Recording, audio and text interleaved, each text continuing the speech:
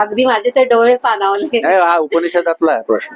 उपनिषदा या सगळ्या गोष्टीला हा मतितार्थ जरी असला तरी त्याच्या मागे वैज्ञानिक पण दृष्टिकोन आहे की पुरुषांना ओटी नसते, हा. स्त्रियांना भगवंताने ओटी दिलेली आहे. हा. तुम्ही बघा ना, रथसप्तमी नंतर किती ऊन वाढते एकदम. परंतु मेन फरक काय आहे, पुरुष तो जीव आपल्या शरीराच्या बाहेर निर्माण करतो.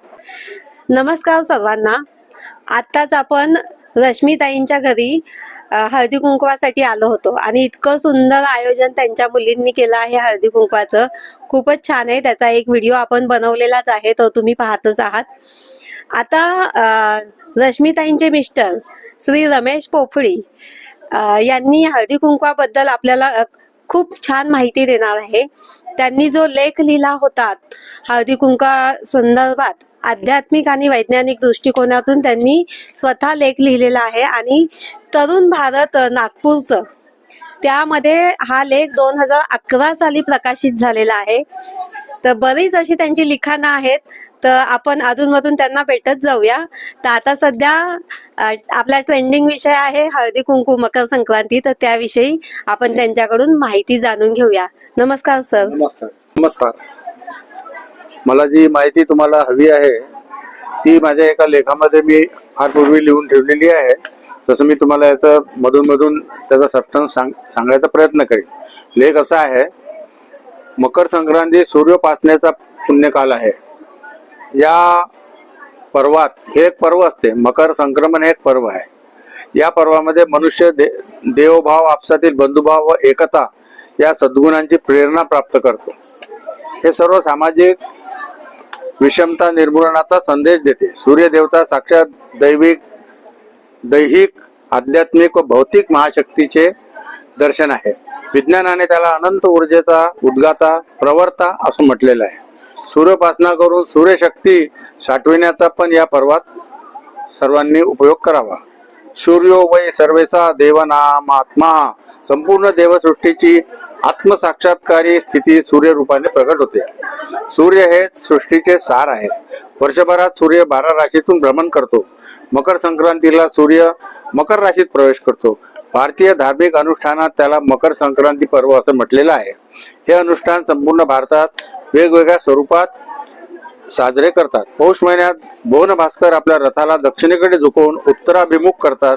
उत्तरायण सुरू होते. वैज्ञानिक भाषेत भ्रमण खालील प्रमाणे होते. आता हे मी तुम्हाला सोप्या भाषेमध्ये आणि शास्त्रीय दृष्ट्या सांगायचा प्रयत्न करतो.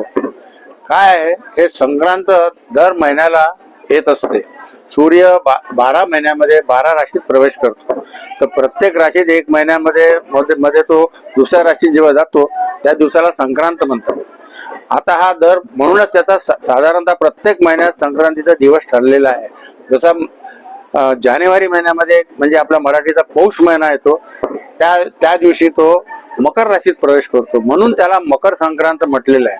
आणि बाकीच्या संक्रांतीला महत्व नाही, त्यालाच का महत्व आहे, तर त्याचं मी तुम्हाला वातावरण, पृथ्वीची प्रगल्भता, पृथ्वीची समृद्धी ही कशी वाढते त्या दिवसात ते एक थोडासा वेगळा भाग होईल. परंतु मकर संक्रमण म्हणजे 14 जानेवारीलाच काय ते किंवा 15 जानेवारीलाच काय ते 28ला का नाही येत असे प्रश्न विचारतात. तर याच्यामध्ये काय आहे की जसं की 28 नक्षत्र 30 दिवसात विभागले आहेत, म्हणून तिथे पुष्कळसा काही तिथीचा क्षय होतो, काही नक्षत्र 1.5 दिवसाचं असते. इथं अशी भानगड नाही आहे. इथे 12 महिन्याला 12 राशीमधून तो फिरतो, तर साधारणतः त्याची प्रत्येक दिवस ठरलेला असतो.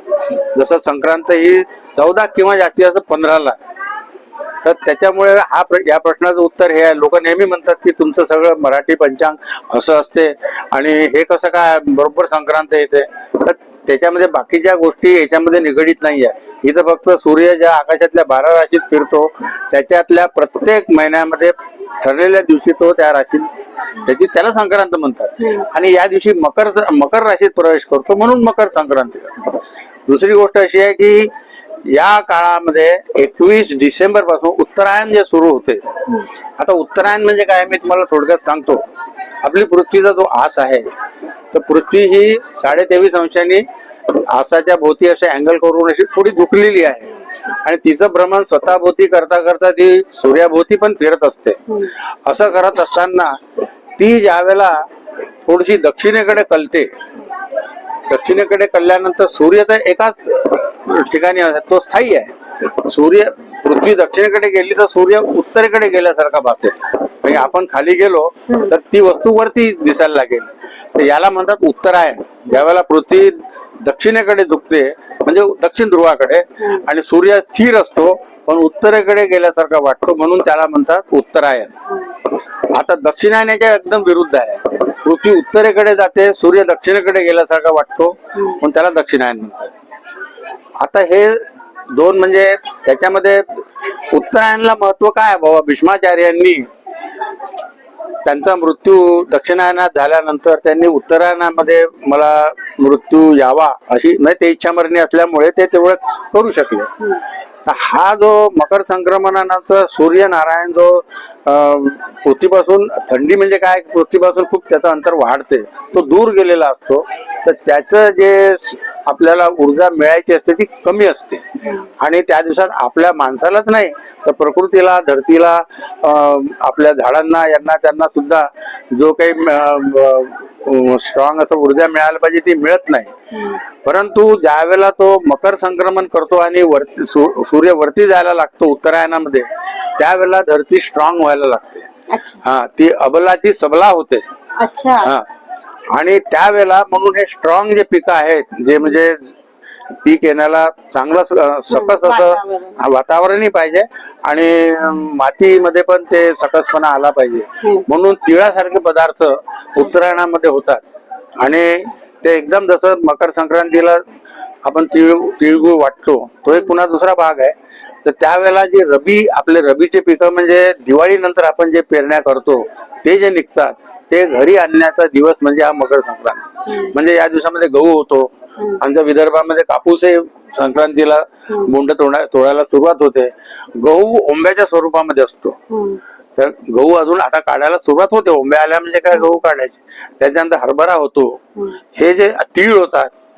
आता हे सगळे जे स्ट्रॉंग पदार्थ आहेत, म्हणजे पचायला जड परंतु तब्येतीला एकदम पौष्टिक असे पदार्थ होतात. तर म्हणून हा जो पिरियड आहे, कारण की सूर्याची ऊर्जा आपल्याला जास्ती प्रमाणात मिळते. पृथ्वी सूर्यापासून कम्पॅरेटिव्हली जवळ येते. त्याच्यामुळे सूर्याच्या जे काही गुणधर्म आहे ते तुमच्या याच्यामध्ये येतात आणि हा पिरियड म्हणून शुभ समजलेला आहे.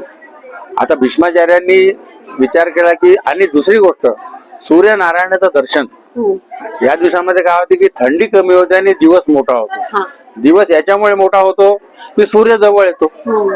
रात्र कमी, दूर गेल्यामुळे रात्र मोठी असते, जवळ आल्यामुळे दिवस मोठा होतो. हे दोन फायदे होतात. आणि या दिवसामध्ये कशी की सुबत्ता असते, समृद्धी असते. आणि या उत्तरायणामध्ये चैत्र महिना पण येतो पुढे. रामाचा जन्म झालेला आहे या दिवसामध्ये, हनुमानाचा जन्म झालाय. हे सगळे जे आहेत हे उत्तरायणामधले. श्रीकृष्ण दक्षिणायतला तो एक वेगळा, त्याची एक वेगळीच कथा आहे.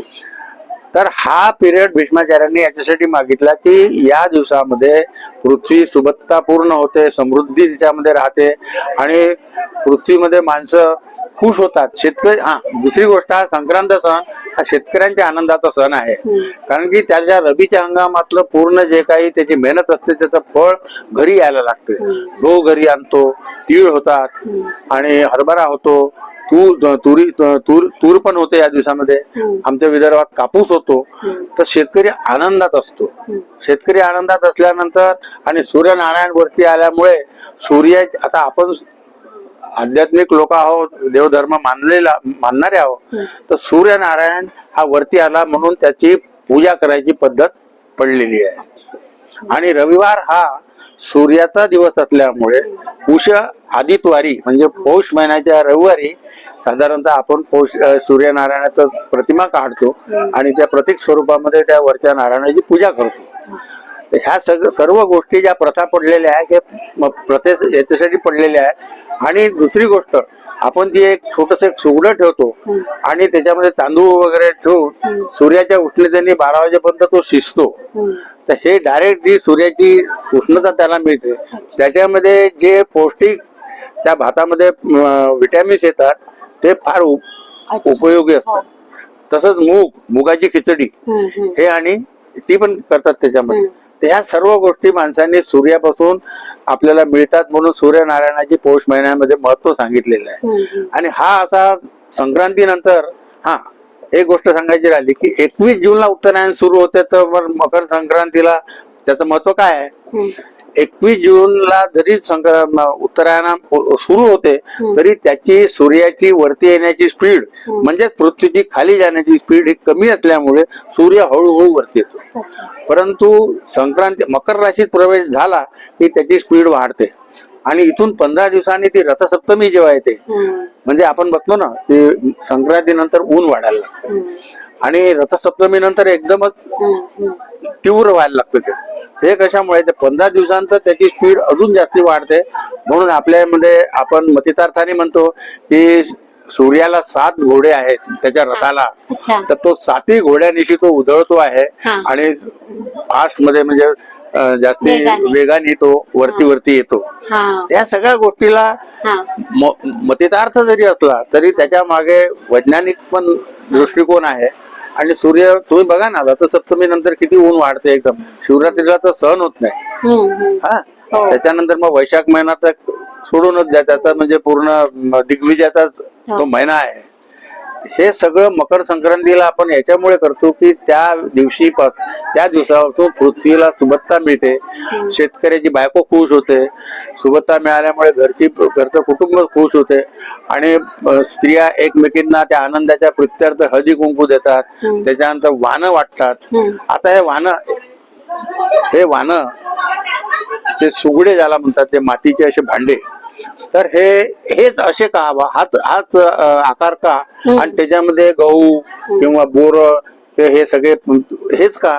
तर शेतकऱ्याच्या घरी पूर्वीच्या काळी तुम्हाला आठवत असेल की मोठ्या मोठ्या वाड्यामध्ये असे पेव राहायचे, मोठे मोठे रांजण राहायचे, त्याच्या विविध आकाराचे, आणि त्याच्यामध्ये गहू, तीळ, कणग्या, तुमच्या इकडे कणग्या, आमच्याकडे त्याला पेव, तर हे सगळे पदार्थ भरून ठेवायचे, बोर. तर हे सगळे पदार्थ प्रतिकात्मक रूपी एक बाई एक सवासनं दुसऱ्या सवासनीला हळदी कुंकू लावून तिला ओटीमध्ये ते टाकते. आपल्यामध्ये कोणती वस्तू सवासनं बाई दुसऱ्या सवासनीला एकदम असं हातात देत नाही, आपल्याकडे ओटीत टाकण्याची पद्धत आहे. प्रत्येक गोष्ट जी ओटीत जाते तर ती तिला पावते. अच्छा. एखादी गोष्ट अशी हातात देणे आणि ओटीत देणे, आणि स्त्रियांसाठी ते फार महत्वाचं आहे. तर यासाठी हळदी कुंकाची प्रथा सुरू झाली आहे. त्याचे उपर पूर्वीच्या काळी स्त्रियांना बाहेर त्या निघत नव्हत्या आणि शेजारी पाजारीला भेटायचं तर मंदिरामध्ये भागवत सप्ताह असला काय या निमित्ताने भेटायच्या. तर या दिवसामध्ये त्या आनंदी वातावरणामध्ये त्या सगळ्या आजूबाजूला सगळ्या आता छोट्या छोट्या गावामध्ये 50-50 पोरी सवासनी त्या एकमेकींना भेटून एकमेकीला हळदी कुंकू लावून ओट्या भरून आनंद मानायचा. असा हा आनंदाचा म्हणून हे पर्व आहे. प्रत्येक महिन्यालाच पर्व येते संक्रांतीचं. हे मकर संक्रांतीचं पर्व सगळ्यात जास्ती महत्वाचं त्याच्यामुळे आहे. आता याच्यामध्ये बहुतेक मी सगळ्या गोष्टी अशाच लिहिलेल्या आहेत. हे पर्व सामाजिक विषमता नष्ट करण्यास मदत होते. काय असते की कितीही काही एकमेकींमध्ये मुलींमध्ये भांडण असले, काही गैरसमज असले, शेजाऱ्यांमध्ये काही असले वाद, तर या निमित्ताने एखाद्या बाईने एखाद्या आपल्याशी ती बाई वागत नाही चांगली तरी पण तिची ओटी भरली ना, त्याचा इतका परिणाम होतो. ती बाई सगळं विसरून जाते. ती वयाने मोठी असेल तर तिला आपल्या पोटाची घेते ती. ह्या निमित्ताने ह्या सगळ्या गोष्टी घडून येतात. ह्या नुसत्या त्या बाईच्या मनामध्ये प्रेम का जागृत होते, त्याच्या मागे ह्या सगळ्या गोष्टी आहेत. ही सगळी वातावरणाचा परिणाम आहे. वातावरणात बदल होऊन जे चांगले भाव, वातावरणाच्या बदलामुळे आपले भाव पण बदलतात ना, आहे की नाही? तुम्ही अमावस्याला बघा आणि पौर्णिमेला बघा, तुमच्या भावामध्ये फरक पडतो. ते जरी आता आपण सांगतो म्हणून आपल्याला तुमच्या अध्यात्मामध्ये काही सांगतात, अरे पण आम्ही जे विज्ञानात घडते ते आम्ही सांगतो, मतितार्थाने आम्ही तुम्हाला सांगतो, प्रत्यक्षामध्ये विज्ञानात राहते. या दिवशी सूर्यदर्शनाने मनुष्याच्या शरीरात इतकी ऊर्जा तयार होते की संपूर्ण वर्षभर त्याला सुदृढ व निरोगी होण्यास मदत करते. तेव्हा सर्व लोकांनी या दिवशी सूर्योपासना करावी. आता सूर्योपासना करायची आणि तिळगुळ द्यायचा. तर तीळ हे प्रेमाचं स्वरूप आहे आणि गुळ हे गोड स्वभावाच आहे. मग तीळ आणि गुळ म्हणजे प्रेम आणि गोडवा स्निग्धता. हे आपण एकमेकांना देऊन नात्यातली हा स्निग्धता. स्निग्ध. हा. तर ह्या सगळ्या गोष्टीमुळे हा सण, या सणाला महत्व आलेलं आहे. शारीरिक आणि मानसिक दोन्ही प्रकारचे खाद्य आपल्याला वातावरणातून मिळतात आणि सूर्यनारायणाच्या दर्शनाने आणि प्रतिकात्मक या, आता ती परंपरा राहिली नाही, पण ती परंपरा अतिशय छान आहे. तुम्ही ज्या वेळेला घरामध्ये, आता आमची बायको करते तर आमचे सारा विचारते की आजी हे काय आहे, तर त्याच्या मागे ही स्टोरी सांगावं लागते. ते प्रतिकात्मक आपण करतो. तर ह्या सगळ्या गोष्टी पूर्वीच्या आजी लोकांनी जे करत होत्या, आता माझ्या लहानपणी हे फार मोठ्या प्रमाणात होतं. इवन दर रविवारी पूषा आदित्यवाराची गोष्ट सांगायची आमच्या आजी. हा. ह्या आदित्य रेणुका देवीच्या गोष्टी आहेत. अच्छा. सूर्याची बायकोची रेणुका. तर आमची आजी दुपारी जेवण झाले, रविवार सुट्टीच असायचा, म्हणजे साधारणतः परीक्षेचे दिवस असतात. मग सगळ्या अंगणामध्ये थंडी वाजू नये म्हणून उन्हात बसायचं. मग आजी यायची, तिच्याजवळ एवढे एवढे बोरं राहायचे फक्त, आणि ती दर रविवारी एक एक गोष्ट सांगायची. आदित्य रेणुका देवीची गोष्ट अच्छा. खूप सुंदर, अर्धा पाऊण तास ती छान रंगवून सांगायची. त्या अशिक्षित बाया, पण त्या याच्यामध्ये त्यांचा हात कोणीच धरू शकत नव्हतं, इतकी त्यांची स्मरणशक्ती. आणि नंतर मग पोरांना बोरं द्यायची. आताच आपल्याला सरांनी इतकी सुंदर माहिती दिली, आणि ही जी काही माहिती आहे ती त्यांच्या अनुभवातून आणि अभ्यासातून आलेली माहिती आहे. खूपच उपयुक्त आपल्यासाठी माहिती आहे, आणि अनुभव म्हणजेच ज्ञान असतं. तर त्यांनी त्यांच्या अनुभवी ज्ञानातून आपल्याला खूप काही देण्याचा प्रयत्न केला. आणि सर, मला तुम्ही ते जे उदाहरण दिलं ना, ते मला खरंच खूप आवडलं, की हातात भेटवस्तू देणं किंवा वाण देणं, त्यापेक्षा ओटीत देणं, हे आमच्या महिलांसाठी, हे आज मला तर नव्याने कळलं की ओटीत देण्याचा परिणाम इतका चांगला असतो. आणि दुसरं म्हणजे, एखादी स्त्री आपल्यावर नाराज असते काही कारणास्तव, तर तिला ती आपण वाण दिलं, तिच्या ओटीत दिलं, तर त्याचा अर्थच मुळात होतो की काही चूक भूल असेल बाई पदरात पाडून घे, क्षमा करा आणि एकमेकांशी गोड राहा. तर हे ओटीचं तुम्ही खूप सुंदर महत्व सांगितलं. अजून थोडस बोलू का? हो, बोला. आता ओटीवरून प्रश्न निघाला म्हणून सांगतो की पुरुषांना ओटी नसते, स्त्रियांना भगवंताने ओटी दिलेली आहे. तिला ओटी पोट असते.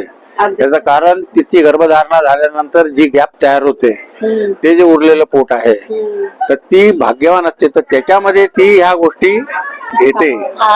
म्हणून ओटीचं महत्व आहे, ओटी पोटाचं महत्व आहे. ओटीमध्ये, ओटी जे याच्यात दान जे ओटीमध्ये घेणं, त्याला महत्व याच्यामुळे आहे. स्त्री आणि पुरुषाचा मुख्य फरक कोणता आहे हा जर विचारला, तर तुम्ही म्हणाल की बा आता थोडासा विषय वेगळा आहे, पण मी सांगतो तुम्हाला, महत्वाचा आहे. जनक राजाच्या दरबारामध्ये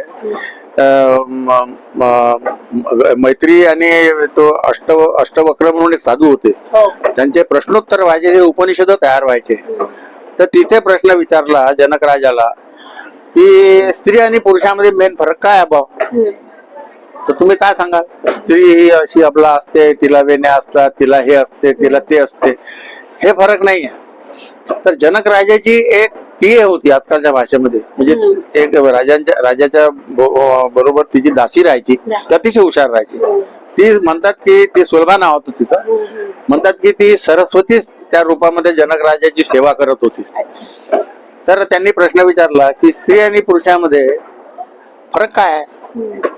तर जनक राजा थोडासा विचारात पडला, तर ती सुलभा सांगायला लागली, म्हणजे फरक एवढा आहे की स्त्री ही पृथ्वी निर्माण करते, पृथ्वी म्हणजे जनलोक किंवा जीव निर्माण करते, पुरुष ही निर्माण करतो. पुरुष आणि स्त्री बीजाच्या युनियन पासूनच जीव तयार होतो. परंतु मेन फरक काय आहे? पुरुष तो जीव आपल्या शरीराच्या बाहेर निर्माण करतो, आणि स्त्री आपल्या ओटी पोटात म्हणजे गर्भ, स्त्री ही आपल्या पोटामध्ये जीव तयार करतो आणि त्याला नंतर 9 महिने सांभाळते आपल्या रक्त देऊन. हा फरक जो आहे, हा आणि स्त्री आणि पुरुषातला सगळ्यात मोठा फरक आहे. हो ना. ते ताकद पुरुष मर्द असतो, ती आपला ते सोडून द्या. प्रत्यक्षामध्ये काय होते, पुरुष करू शकतो का? पुरुषामध्ये भगवंतांनी ती ताकद दिलीच नाहीये. आता ती ताकद देण्यासाठी थोडीशी तिच्या शरीराच्या रचनेत फरक आहे. त्या फरकामुळे तो फरक आता गौण आहे, परंतु मुख्य लक्षात ठेवण्याला म्हणजे की कुठलाही जीव स्त्री आपल्या शरीरात निर्माण करते, वेळात पुरुष आपल्या शरीराच्या बाहेर निर्माण करते. खरंच खूप छान असा भाऊक हा जो किस्सा होता सांगितला आणि माहिती अगदी माझे ते डोळे पाणावले. हा उपनिषदातला आहे प्रश्न. उपनिषदामधला. अच्छा, खूप काही आहे तुमच्याकडे शिकण्यासारखं. माझ्या मी खरंच नक्की येत जाईल की तुमच्या मार्फत माझ्या मैत्रिणींना थोडस नाही का माहिती मिळत जाईल.